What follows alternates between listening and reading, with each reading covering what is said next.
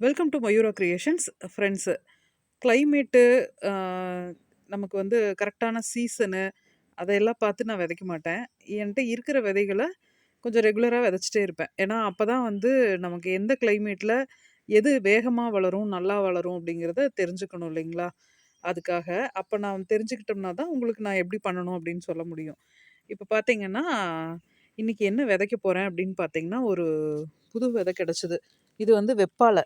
நம்ம herbal skin ப்ராப்ளத்துக்கு use பண்ணுவாங்க இல்லையா? என்ன பண்ணுவாங்க அப்படின்னா, இதனுடைய இலைகள வந்து ஆ பிச்சு தேங்காய் எண்ணெய் இருக்கு இல்லையா? தேங்காய் எண்ணெயில போட்டு வெயில்ல வச்சு எடுத்தாங்க அப்படின்னா, காலையில வச்சு சாயந்தரம் எடுத்தோம்னா, அந்த இது வந்து ப்ளூ கலர்ல மாறிரும். அந்த எண்ணெய் வந்து ப்ளூ கலர்ல மாறிரும். அதுக்கு வந்து நமக்கு ஸ்கின்ல வந்து அரிப்பு இருக்கிறது, இல்ல ஏதாவது ஆம், மோசமான கண்டிஷன்ல இருக்கு அப்படின்னா, அதுக்கு வந்து இத தடவுனோம்னா, இந்த தேங்காய் எண்ணெய் தடவுனோம்னாவே போதும், சரியாயிரும். அதுக்கு யூஸ் பண்ற வெப்பாலை இது. பாலமரம்னு கூட சொல்லுவாங்க. அதனுடைய விதைகள் வந்து இப்ப நமக்கு சீசன் கிடைக்கும். இப்ப வந்து கையில எடுக்க எடுக்க நம்ம விதைச்சிருவோம். சப்போஸ் உங்களுக்கு அந்த இது வந்து ஆனா எப்படி வளரும் என்னன்னு எனக்கு தெரியல. எவ்வளோ நாள்ல முளைப்பு வரும் அதெல்லாம் ஒண்ணும் தெரியல. இன்னைக்கு தான் விதைக்க போறேன். அது எதுல விதைக்கிறேன் அப்படின்னு பார்த்தீங்கன்னா, ஆ உங்களுக்கு தேவைப்பட்டாலும் இந்த விதைகள் நீங்க வாங்கி விதைச்சு பார்க்கலாம். சில விதைகள் வந்து நமக்கு 1 வாரத்திலேயே முளைக்கும். சில விதைகள் வந்து 1 மாசம் ஆகும். அதனால அதுக்கெல்லாம் ஓகேன்னா மட்டும் நீங்க வாங்கி விதைச்சு பார்க்கலாம். புது விதைகள் தான் நம்ம எடுத்தது. எதுல விதைக்கிறேன் அப்படின்னு பார்த்தீங்கன்னா, இது வந்து ரூட் ட்ரெய்னரு. இதுல வந்து கீழ பெரிய பெரிய ஓட்டையா இருக்கும். இது நான் வந்து மண் தரையில தான் வச்சு விதைக்கிறேன். ஆ வீட்டுக்கு வெளிய இருக்க மண் தரையில மரத்துக்கு கீழ வந்து வச்சு விட்டுறலாம் அப்படின்னு சொல்லிட்டு, அப்படி வச்சிருக்கேன். உங்களுக்கு எப்படி வசதியோ அதுக்கு தகுந்த மாரி நீங்க விதைச்சுக்கலாம். இதுல அவரி போட்டிருந்தேன். அவரி சீட்ஸ் போட்டிருந்தேன். முளைச்சிருக்கு பாருங்க. இன்னும் அங்கங்க அப்படியே லேசா முளைப்பு எந்திரிக்குது. ஆ இதுலயே பார்த்தீங்கன்னா, ஒரு செடி எவ்வளோ பெருசா இருக்கும், ஒரு செடி குட்டியா இருக்கும், ஒரு செடி ஒரு விதை இப்ப தான் முளைக்கவே ஆரம்பிக்குது. அந்த மாரி கண்டிஷன்லலாம் இருக்கும். இது வந்து அது மாரி இது எப்படி முளைக்கும்னு தெரியல. இது வந்து ரூட் ட்ரெய்னர் 60 கேவிட்டி இருக்கு. அந்த குழி இருக்கு. இது வந்து 45 கேவிட்டின்னு சொல்லுவாங்க. சாரி 50 கேவிட்டின்னு சொல்லுவாங்க. இது வந்து 45 கேவிட்டி. இது வந்து கொஞ்சம் டம்ளர் மாதிரி அகலமா இருக்கு பார்த்தீங்களா? இதில தான் நான் விதைக்கலான்னு முடிவு பண்ணி வச்சிருக்கேன். ஒரு இது சீடு குழிக்கு வந்து நம்ம 3 விதை போடுவோம். ஆ ஏன்னா, சப்போஸ் 1 முளைச்சாலும் ஓகே அப்படிங்கிற மாதிரி. இதெல்லாம் ஆ உங்களுக்கு எப்படி முளைக்கும்னு எனக்கு தெரியல. அப்புறம் சப்போஸ் 3மே முளைச்சிருச்சு அப்படின்னா, நாம இதைய வந்து பிரிச்சுக்கலாம். நல்லா வளர்ந்தது அப்படின்னா பிரிச்சுக்கலாம். இல்ல நல்ல செடிய விட்டுட்டு, ஆ மீதிய கழிச்சு விட்டுறலாம். அந்த மாரி பண்ணிக்கலாம். இப்ப இது வந்து மண் கலவை நிரப்பியிருக்கேன் நானு.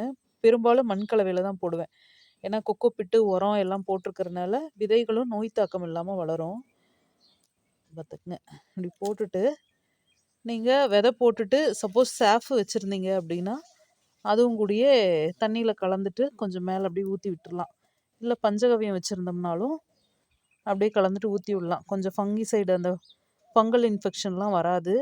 இதுலயே நான் வந்து சூடோமோனாஸ்லாம் கலந்துருக்கேன். அதனால வராது. இந்த மாதிரி விரல் இந்த பார்த்தீங்களா? இந்த அளவு தான் ஓட்டை போடணும். இப்படி ஓட்டை போட்டு 3 விதை இப்படி போட்டுறணும். இப்போ இதுக்கு இது கொஞ்சம் பெரிய விதைகளுக்கு நான் அத எடுத்திருக்கேன். டம்ளர் மாரி இருக்கிறனால கொஞ்ச நாளைக்கு வளரும்னு. இதுவே இந்த 45 கேவிட்டில என்ன போடுவேன்னு பார்த்தீங்கன்னா, கத்திரிக்காய் விதை எடுத்திருக்கேன். புளியம்பூ கத்திரின்னு சொல்லிட்டு ஒரு ரகம். ரொம்ப அழகா இருக்கும் பார்க்கறதுக்கு. வெள்ள கலர்ல ப்ளூ கலர்ல கோடு வரைஞ்ச மாதிரி இருக்கும். ரொம்ப அழகா இருக்கும் இந்த ரகம். இது நான் ரெடி பண்ணிட்டு உங்களுக்கு சொல்றேன்.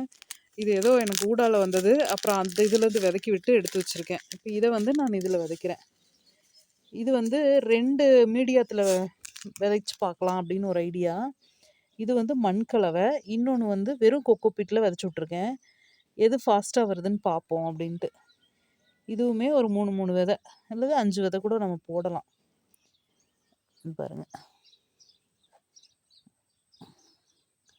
மண்ணு ஃபில் பண்ணி வச்சு 2 நாள் ஆச்சு. இன்னைக்கு தான் விதைக்கிறேன். அதனால லேசா இறுகிருச்சு. இந்த மாரி ஓட்டை போட்டுட்டு, விரல்ல ஓட்டை போட்டுட்டு, அதுக்கப்புறமா விதைய எடுத்து போடுங்க. இப்போ இந்த மாரி விதைச்சு விட்டுட்டிங்கன்னா, சப்போஸ் இதில முளைக்காத குழி இருந்ததுன்னா, அதில நீங்க ஹைப்ரிட்டு கொத்தமல்லியோ, அ அல்லது வேற ஏதாவதும் கூட நீங்க விதைச்சுக்கலாம். இப்போ இதில பாருங்களேன். இதில வந்து முளைக்காத கண்டிஷன்ல இருக்கிற குழி, இது முளைக்காது அப்படின்னு எனக்கு ஃபீல் ஆயிடுச்சுன்னா, வேறய போட்டு விட்டுருவேன். அந்த இதுலயே. ஏன்னா இதில வந்து நம்ம ஏன் ஃப்ரீயா வச்சிருக்கணும்? திரும்ப திரும்ப நம்ம வந்து யூஸ் பண்ணிக்கணும் இல்லையா?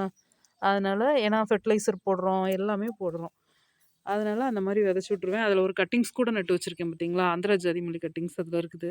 ஈரமா தான் இருக்குது. அது அப்படியே கூட வேர் பிடிக்கிறதுக்கு வாய்ப்பு இருக்கு. இந்த கிளைமேட்ல பிடிக்குமா என்னன்னு தெரியல. அதனால இந்த மாதிரி நீங்க ட்ரை பண்ணி பாருங்க. விதைக்கிறதும் இந்த மாரி வச்சு மர நிழல்ல பார்த்தீங்களா? இது எங்க மாமரம். இதுக்கு அடியில தான் நான் வச்சு விதைச்சு விட்டுருக்கேன். இந்த மாரி மர நிழல்ல வச்சுட்டிங்கன்னா கூட, அது பாட்டுக்கு உங்களுக்கு எந்த டிஸ்டர்பன்ஸும் இல்லாத இடமா இருந்ததுன்னா, அது பாட்டுக்கு வளர்ந்துரும்.